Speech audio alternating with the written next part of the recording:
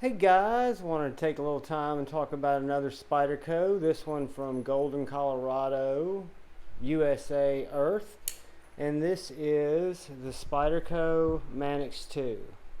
Spyderco Manix 2 has been around for a while, many iterations, both in the lightweight and the G10. This particular model started out as the KnifeCenter exclusive with black G10 and a CRU-WEAR blade.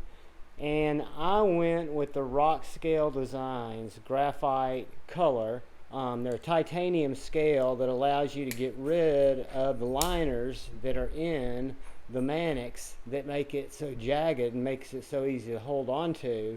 With these Rockscale Design scales, it makes the Manix truly smooth. Really makes it a great EDC knife. It's already a great EDC knife, but with the scales, I found that it makes it that much more comfortable in the hand, that much more comfortable going in and out of the pocket. You can get grips on this like no other.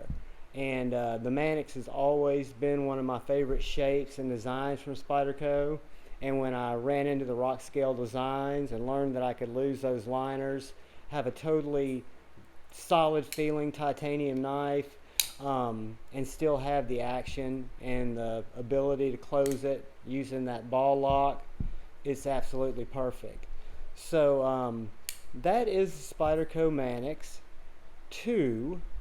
Let's do a quick size comparison. Get it in frame here and look at it alongside our cold steel 4MAX.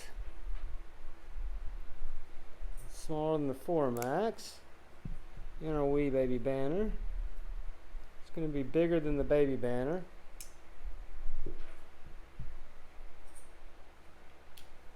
Let's find that bug out.